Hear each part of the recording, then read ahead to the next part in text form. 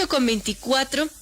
Y vamos a cambiar de tema porque vamos a hablar de política, del momento que está pasando ahora el gobierno y bueno, también este anuncio que ya se dio para un referéndum para este febrero del 2023. Así que, bueno, vamos a hablar de eso también, de esa pugna de poderes que se tiene desde la Asamblea con el Consejo de Participación Ciudadana, que el uno no acepta al otro. Y bueno, son momentos complejos que se están viviendo y por ello hemos invitado a Pablo Pardo, quien está conectado ya con nosotros. Gracias, Pablo, por estar aquí en nuestro programa. Gracias también por ayudarnos a entender este momento político que vive nuestro país y también, la situación del presidente del Ejecutivo que, según varias encuestas, tiene baja aprobación.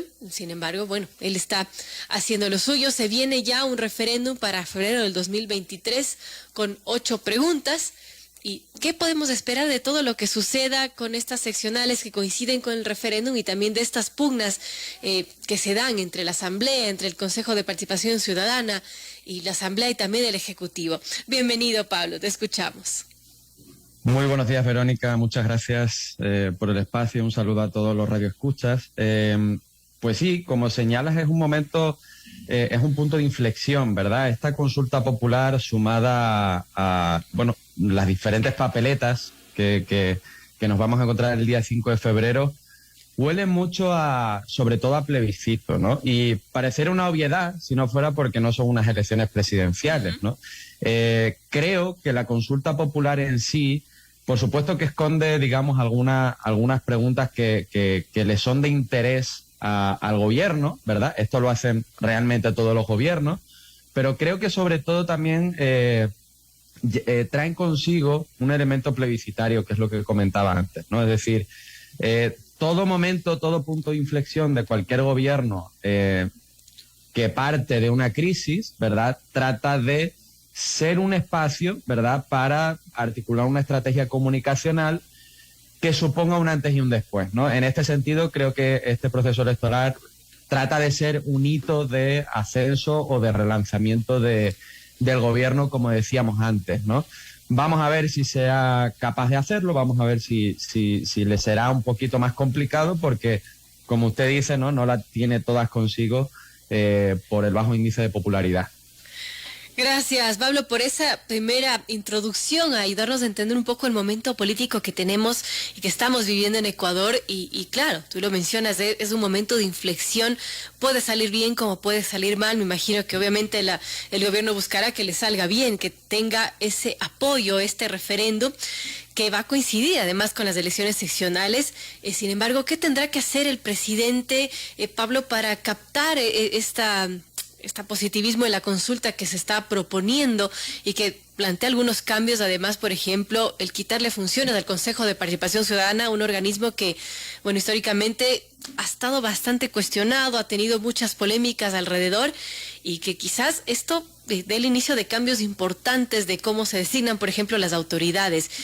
¿Qué tendría que hacer entonces el presidente para, que dar la vuelta a las cosas y su baja aprobación que al menos se refleje en una votación positiva a su propuesta de referéndum para el 2023? Bien, yo creo que hay tal vez dos elementos importantes a resaltar, ¿no? El primero tiene que ver con la promoción de la propia consulta popular, ¿verdad?, que tiene algunas preguntas, pues que son preguntas que difícilmente podríamos no aceptar como válidas, o difícilmente la gente votaría que no, aunque tengamos en cuenta que tenemos un contexto también de mucha desconfianza política, de muchas ganas de dar una lección a las autoridades, y usualmente, eso puede volverse contra el propio gobierno, o un efecto boomerang, ¿no? Vamos a ver si finalmente la gente se decanta por la literalidad de las preguntas o se decanta por lo que a lo mejor creen que es el significado de la propia consulta popular, que pinta como un referéndum en el que el gobierno puede ganar cierta popularidad. Y luego otro elemento que creo que está llevando a cabo el gobierno de Lasso, que es un gobierno que trata de mostrarse más cercano a la gente y más cercano a los problemas de la gente, ¿no? Entonces, se me ocurre, un evento ayer que tiene que ver con Manabí, donde digamos, también tiene una intencionalidad electoral, evidentemente, porque se vienen las elecciones seccionales, ¿no? Pero, por ejemplo, Lasso ahí hablaba de la reconstrucción del aeropuerto de Manta, ¿no? Uh-huh. Me parecen ese tipo de obras neurálgicas que de alguna manera pueden representar el solucionar unos problemas que otros gobiernos, o sea, su principal adversario político, que es el correísmo en este momento, pues no fue capaz o no le dio tiempo o finalmente simplemente no llevó a cabo la reconstrucción del aeropuerto. Entonces creo que está tratando de disputar con el actor político, digamos, que considera como adversario. Y es muy interesante porque Lasso se ha puesto la camiseta electoral, ¿no? Y si nos fijamos en ese discurso que da con la temática del aeropuerto, nos daremos cuenta de que no es un discurso presidencial, es un discurso de oposición. ¿Okay? ¿Por qué? Porque está tratando de lanzarse en aquellos territorios, evidentemente, en los que entiende o su equipo de comunicación entiende que puede tener una disputa de narrativas que de alguna manera puedan ensalzarle incluso frente tal vez a su adversario más fuerte. Claro, y vemos también, no sé si sea tan acertado el discurso que dio hoy el presidente al entregar este aeropuerto, que después de tantos, creo que 6 años que estuvo pendiente, pero también mencionar la figura de Rafael Correa, no sé si eso sea algo acertado. ¿Cómo lo ves tú, Pablo? Bueno, volvemos otra vez al proceso electoral que le hizo ganar, ¿no? No son los mismos momentos, evidentemente, pero en aquel entonces, precisamente lo que le hizo, digamos, tener éxito fue justamente no mencionar tanto al innombrable, ¿no? A Rafael Correa.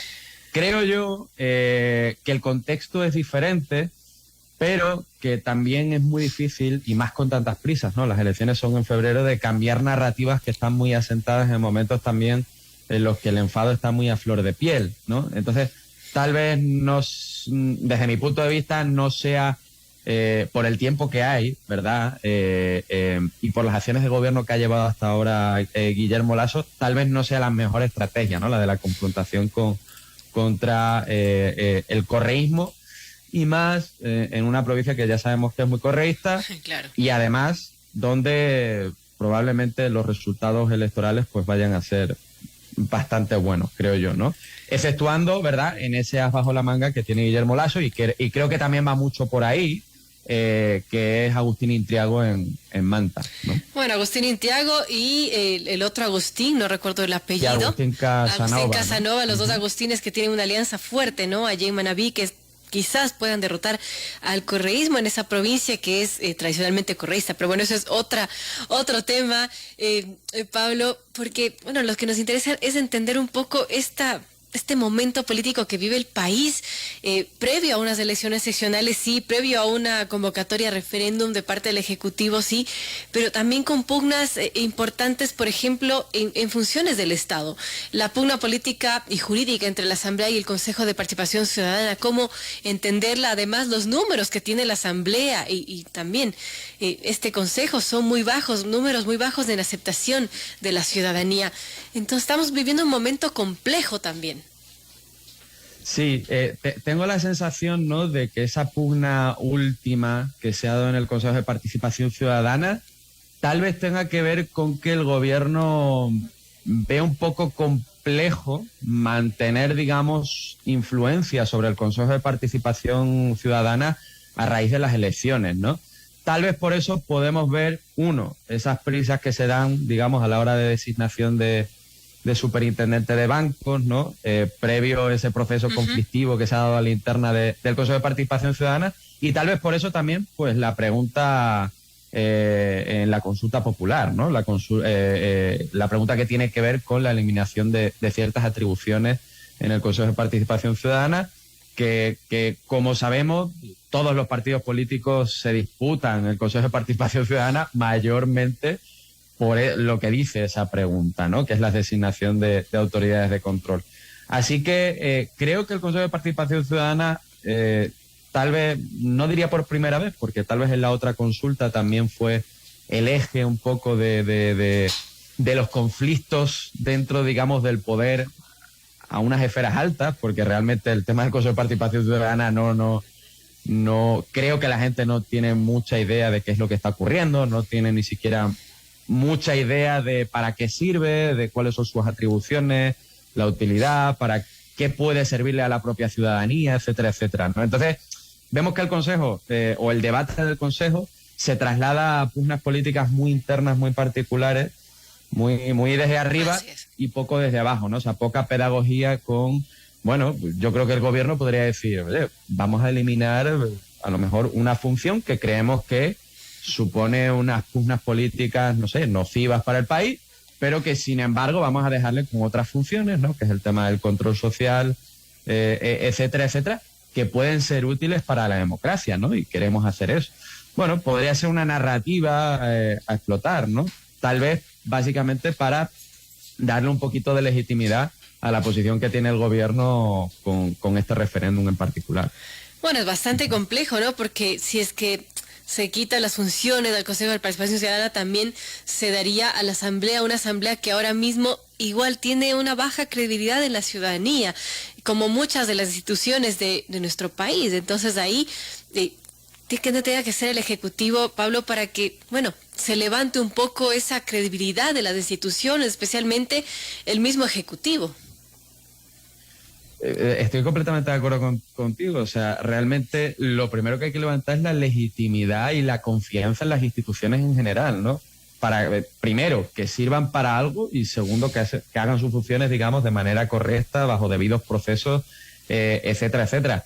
Creo que principalmente ese es el problema del Consejo de Participación Ciudadana. Entonces, creo que de alguna manera preocuparse por una pequeña parte que puede ser, ok, tenemos una institución que no sabemos cómo gestionarla, no nos deja ver, ¿verdad?, el horizonte y el paisaje general, que es precisamente que la gente desconfía de absolutamente todas las instituciones, ¿no?, incluido el Ejecutivo, incluido la Asamblea Nacional, ¿no? Entonces, bueno, ¿en qué momento va a parar el asunto de eliminemos instituciones, ¿no? Porque podemos eliminar el Consejo de Participación Ciudadana, pero entonces probablemente otros dirán, bueno, ¿y la Asamblea qué pasa? ¿No? También hay una pregunta, ¿no?, que de alguna manera trata de disminuir asambleístas, o dividir o restarle importancia o legitimidad a la propia asamblea, que es eso de, como dice usted, eliminar asambleístas, ¿no? O sea, ¿qué utilidad tiene eso? ¿Refuerza eso la confianza en las instituciones? Creo que es complejo, ¿no? O sea, el hecho de achicar una institución no necesariamente va a mejorar esa legitimidad. Tal vez puede incluso empeorarla, inclusive, ¿no? Bueno, son momentos complejos y gracias a Pablo Pardo por ayudarnos a entender un poco esta situación cuando estamos a las puertas de elecciones seccionales de febrero y también ahora pues se viene este plebiscito para que coinciden con esas elecciones y bueno, vamos a ver qué papel tendrá ahí el Ejecutivo y si es que logrará capitalizar el voto para que tenga el apoyo que quiere, ¿no? Bueno, muchísimas gracias, Verónica. Un placer compartir este espacio y un saludo a todos los que nos escuchan. Gracias a Pablo Pardo, politólogo, y bueno, nos ayudó a entender un poco esta coyuntura tan especial que tenemos, amigos. Vamos a ir a unos breves consejos